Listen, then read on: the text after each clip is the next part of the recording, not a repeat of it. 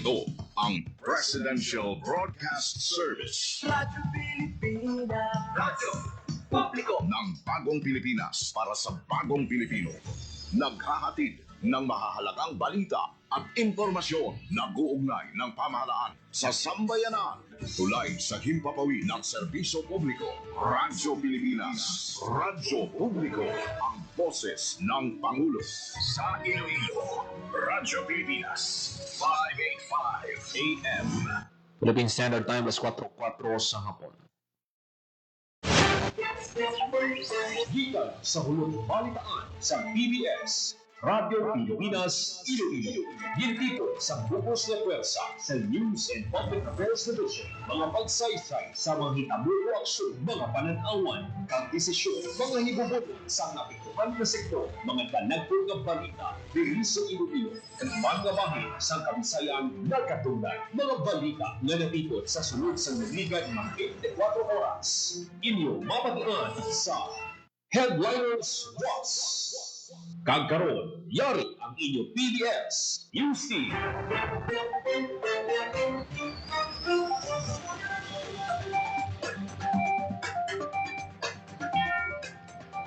Mayong hapon, ang Headliners was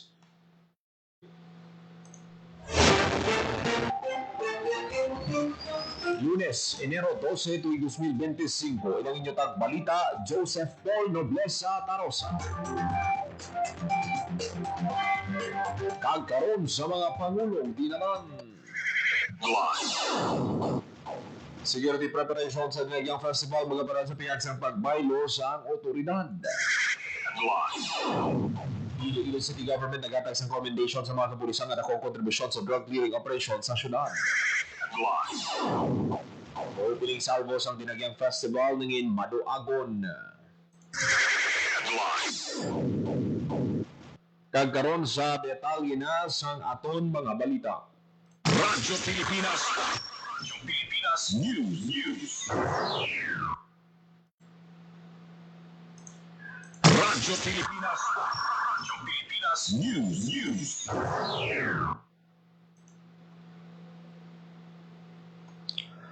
Mga padayon ng security operations ang kapulisan para sa Dinagyang Festival 2026 sa piyagsang pagbaylo sang liderato. Sunod kay outgoing Iloilo City Police Office Director Police Colonel Kim Ligada, pamunuan ni ICPO o kon Police Regional Office 6 Deputy Regional Director for Operations Police Colonel Roland Bulacao ang pagpanghanda sang seguridad para sa Dinagyang. Ginpahayag niya nga naghahanda ng kapulisan para sa pag-send off sa mga kapulisan sa pagbantay sa seguridad sa Dinagyang.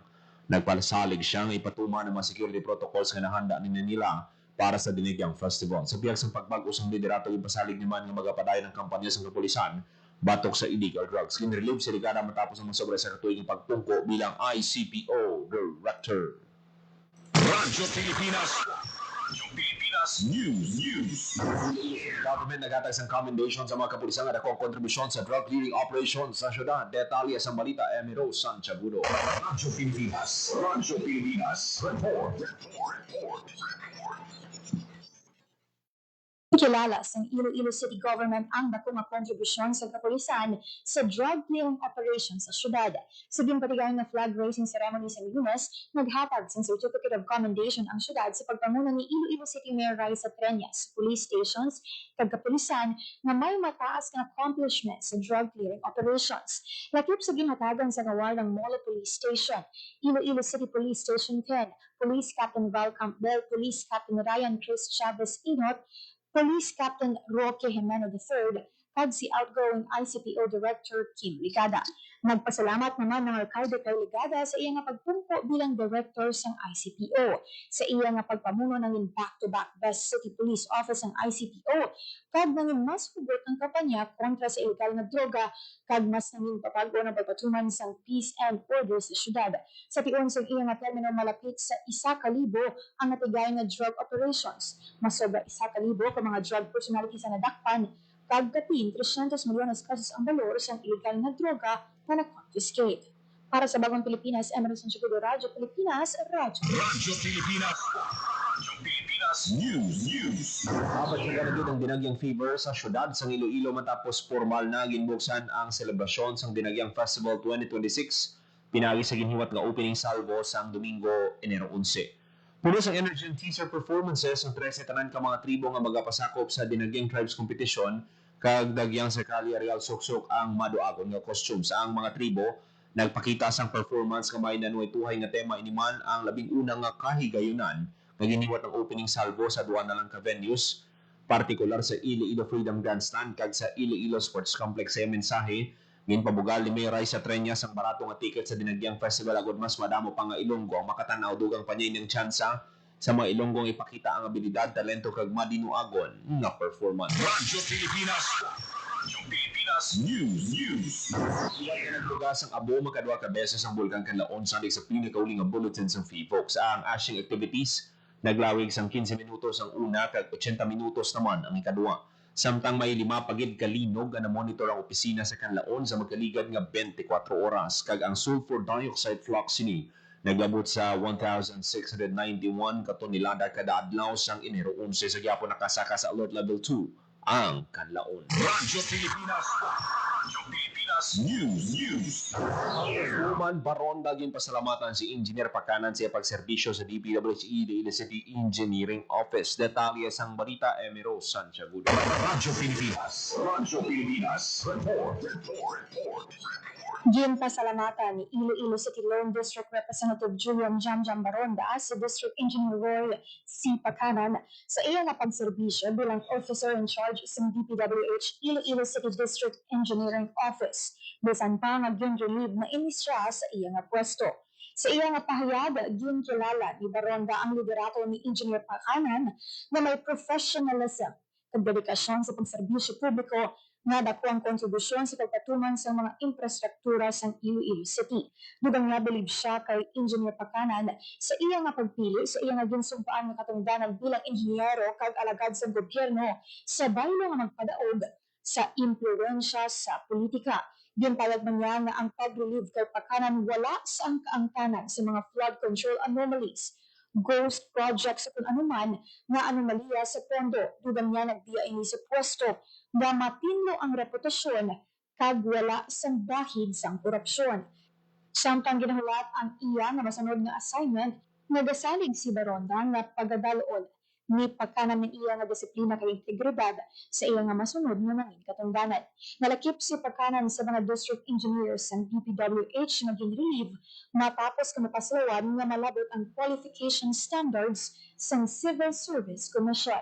Para sa Bagong Pilipinas, Emirates ng Subugo, Radyo Pilipinas, Radyo Pilipinas. Radyo Pilipinas. Radyo Pilipinas News. Tapos ang garong nga tuig ang konstruksyon sang Aganan Flyover sa Barangay Aganan, Pavia, Iloilo sa Prascon ni DPWH Secretary Vince Dizon. Ginanunsyo sini nga tuig lauman nga mahuman ang pag-ubra sang Aganan Flyover kasunod sang mando ni Presidente Ferdinand Marcos Jr.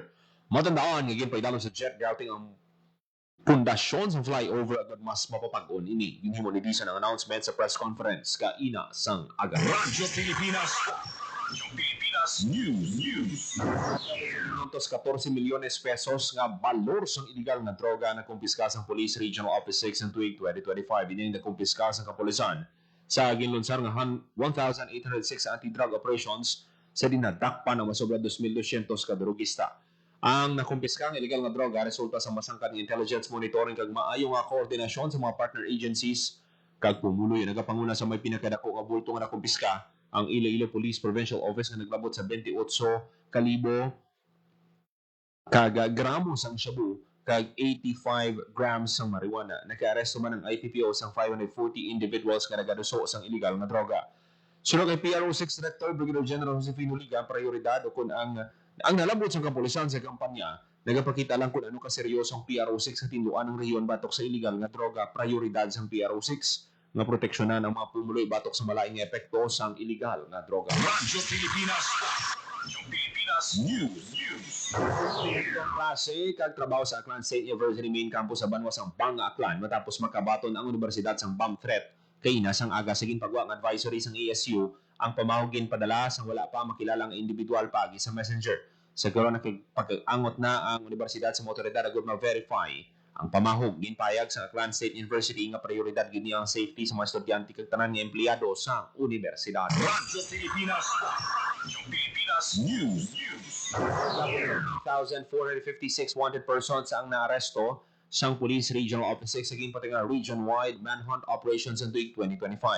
Sa masobra 3,000 nga nadakpan, 704 ang most wanted persons, kag 2,752 ang other wanted persons. Nanguna sa may pinakadamo nga nadakpan, ang Iloilo Police Provincial Office nga nakaaresto sa masobra 900 ka wanted persons. Ginasundan sa Iloilo City Police Office nga may 408 nga nadakpan kag Antique PPO nga nakaaresto sang 361 wanted persons. Sa pag-umpisa sa 2026 padayon ang Police Regional Office 6 sa pagtutok sa kampanya kontra wanted persons. Radyo Pilipinas. Radyo Pilipinas News.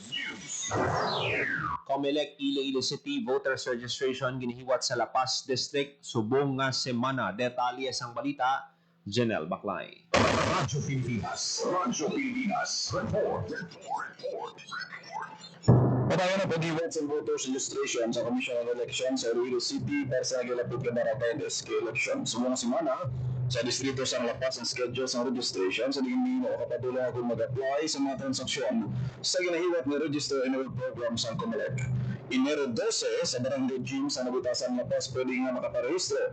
Barangay Tabuk Suba La Paz Enero 13, Barangay Burgos Mabini Enero 14, Barangay MacArthur La Paz Enero 15, Barangay Baldosa Enero 16, at Barangay Inguro naman sa Enero 17. Magatapit ang voters registration sa mabot na Mayo 18 tuig 2026. Sa tara naman, may paidalam sa hearing aplikasyon sa masubra 5,000 ka mga voters applications sa Election Registration Board sa mabot na Enero 19 tuig 2026.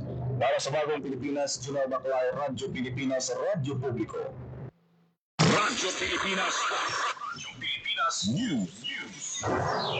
Gingawatan ang isa ka pharmacy sa corner Burgos, Magdalo Street, La Paz, Iloilo City. Sa information gikan sa La Paz City, Iloilo City Police Station 2, nagagwa sa investigasyon nga natukiban sa mga staff nga nabuksan na ang sa likod nga bahin sa opisina sa di na ginapatihan nga naggaging kakas ang aircon kag dito nagsulod ang mga makawat. Natukiban nga wala na ang pila ka mga kagamitan sang pharmacy. Sa karong padayon ng investigasyon sang Iloilo City Police Station 2 sa insidente. Radyo Pilipinas. Radyo Pilipinas News.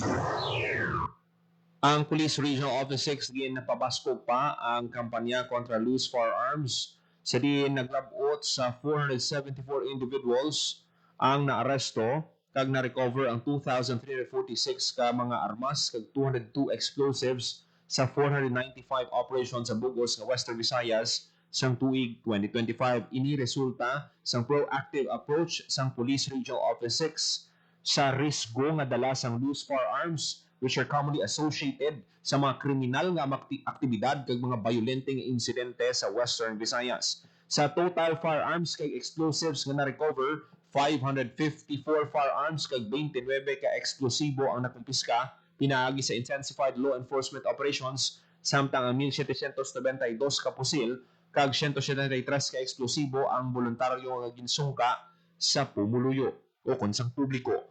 Nagapanguna sa may pinakadamo nga nadakpan kag nakumpiska ang Iloilo Police Provincial Office nga naka-recover sang 653 firearms kag 70 explosives. Ginasundan sang Capiz PPO nga naka-recover sang 314 firearms kag 32 explosives. Kag Antique Police Provincial Office nakakumpiska kag naka-recover sang 270 firearms kag 34 explosives. Ang accomplishment natigayon pinagi sa implementation sang Tokhang kontra Armas Luthang, ang flagship program sang PRO6 kontra loose firearms kag pinaagi man sa sustained kag intensified efforts sang police units para nga matutukan ang paglapta sa loose firearms sa Western Visayas. Radyo Pilipinas. Radyo Pilipinas News. Philippine Standard Time, alas 4:18 sa hapon.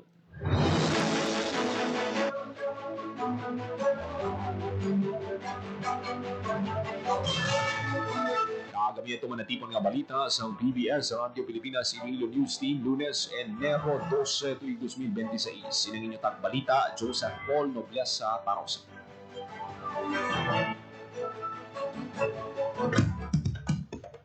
Ito ang Presidential Broadcast Service. Radyo Pilipinas. Publiko ng bagong Pilipinas para sa bagong Pilipino.